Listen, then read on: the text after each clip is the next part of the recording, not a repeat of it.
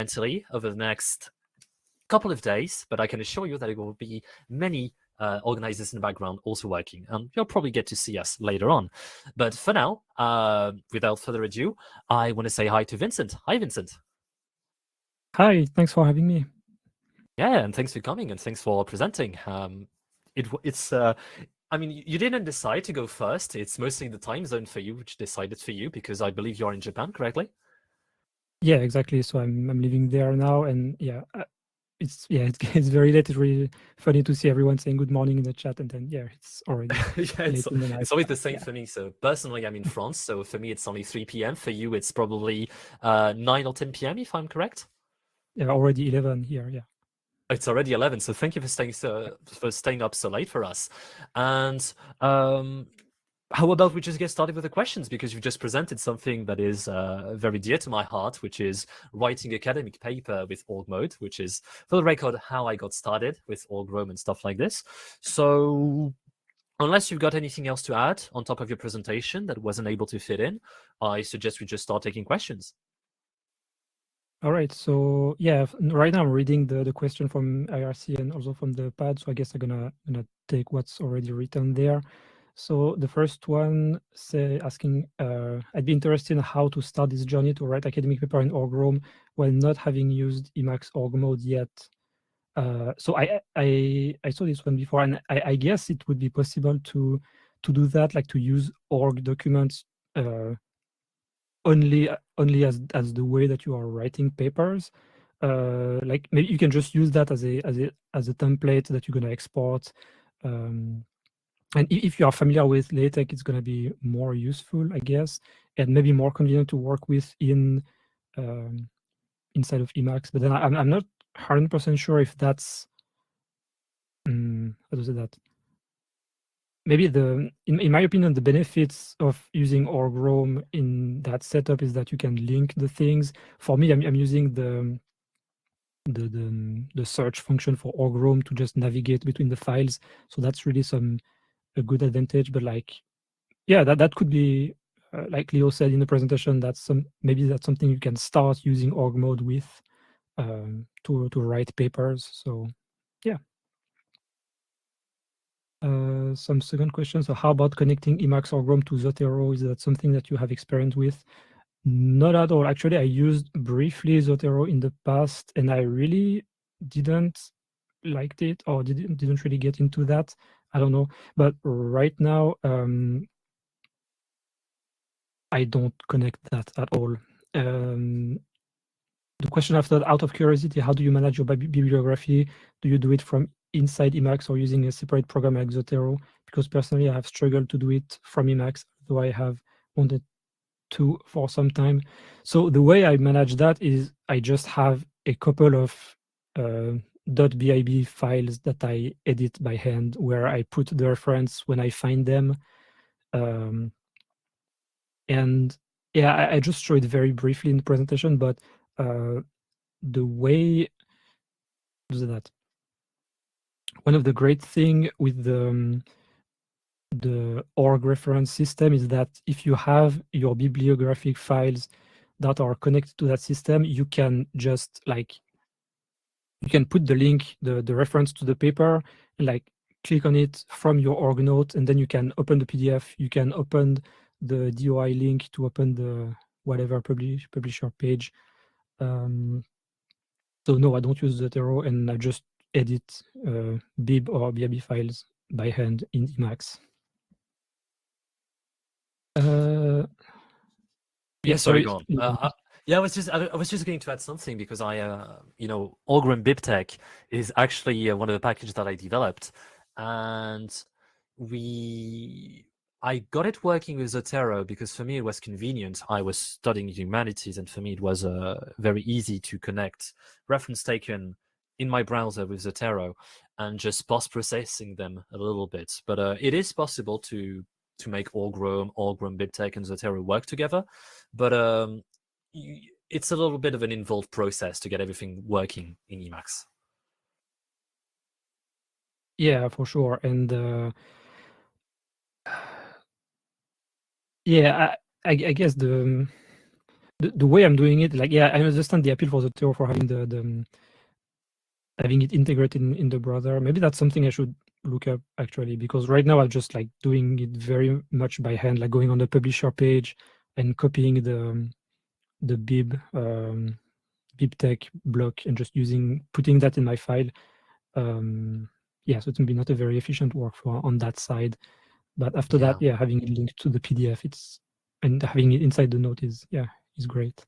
Yeah, to some extent, it kind of depends on the reference system that is used by the field in which you are or the university in which you're publishing, because sometimes you're going to have some basic bibtex file, and sometimes you're going to have better bibtex files, and those are very different metadata that you need to reconcile. And depending on which LaTeX compiler you're using, be it ZLaTeX, be it the regular LaTeX, Lua LaTeX, it's going to be all different. So it's a whole kind of worms that I'm not sure we want to be opening now. But if you are interested and if you're not too attached about getting everything right, it's really easy to get started with stuff like org-roam-bibtex. It's supposed to get you most of the way down to a working setup. And if you need to get everything working down to the comma based on your reference system, that's going to be a little harder. But it's possible. I managed to do it, and many people actually managed to do it. Okay, anyway, I suggest we move on to the next question.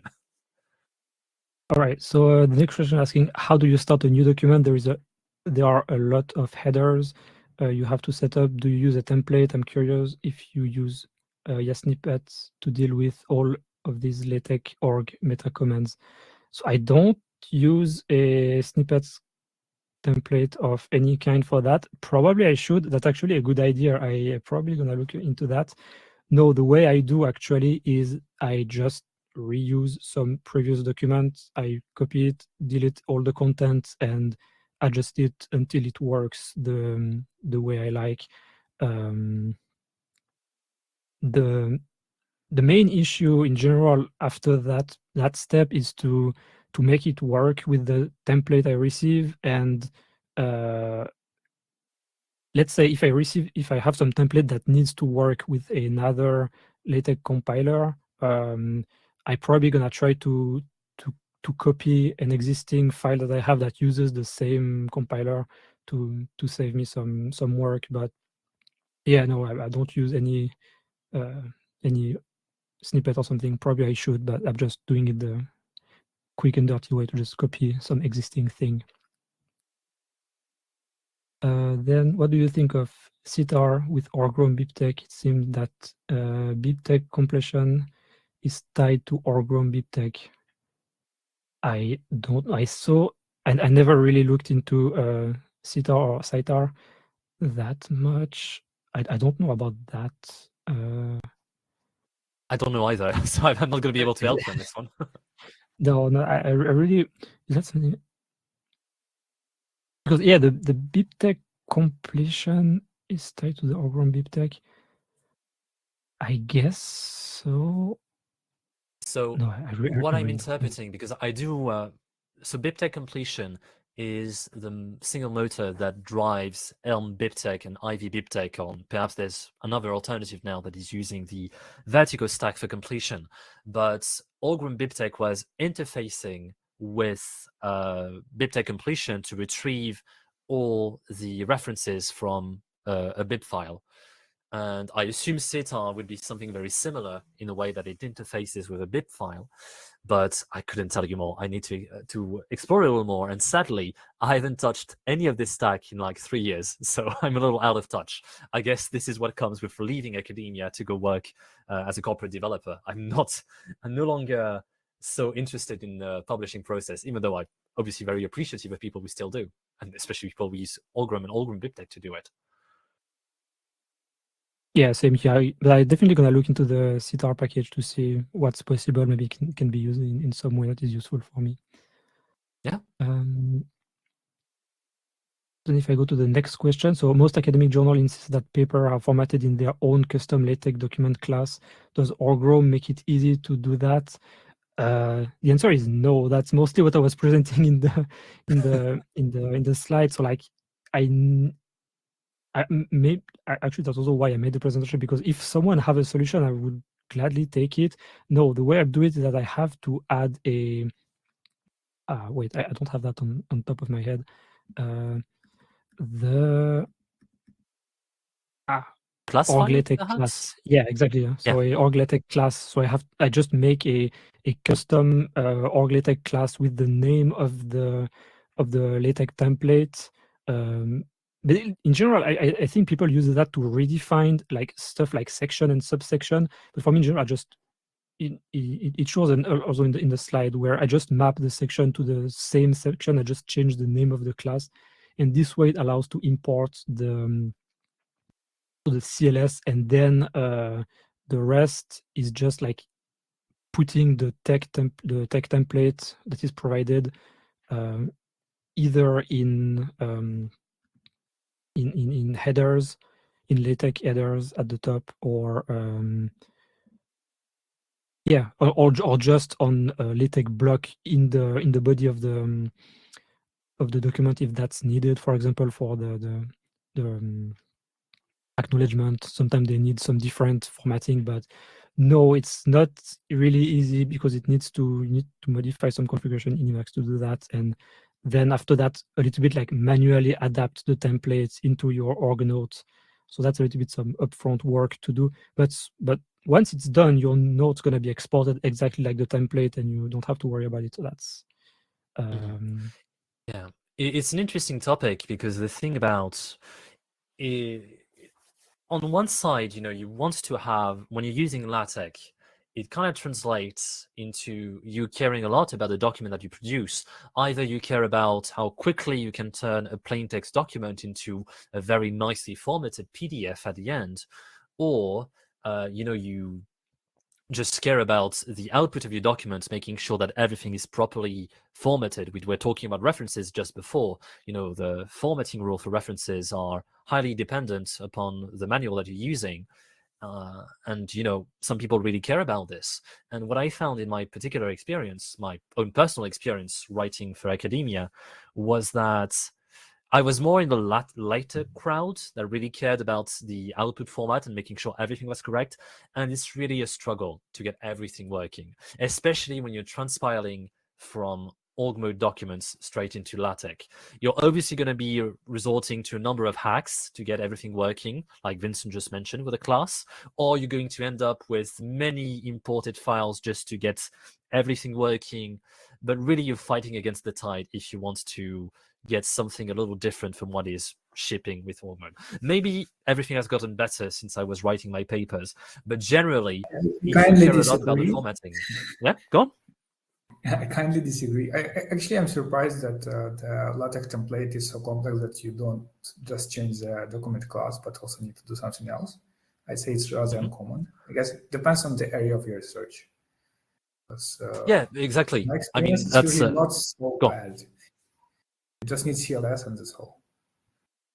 Yeah, but it really depends on as you said, on the field in which you're publishing. Some fields are a little more lax with their rules, and just the fact that you can introduce mathematic formulas kind of makes LaTeX the de facto for publishing math documents. But when you're doing humanities, they're more attached to other kinds of formatting. So I think things are much better anyway since I started 5 years ago. Oh yeah, I heard for humanities people like Microsoft Word, stuff like that. Yes, sadly, that's the format. That's the format we're fighting against. Yeah. As for document, for LaTeX classes, it is a customization and it is the right way to customize this thing. That's all. I'm not sure why it's a hack. It's not a hack. It's an actual user customization. Right. So we've got about 4 more minutes of question. Vincent, we've got a couple of... Yeah. I've got a little health talking in my ear telling me exactly the same thing. So we've got about 2 more questions. Vincent, do you want to field them? Sure. So are you using Zotra, sending some link, or org-graph? No, I don't. I never heard of Zotra, actually. Looking that very briefly. That's something I'm going to have to look into.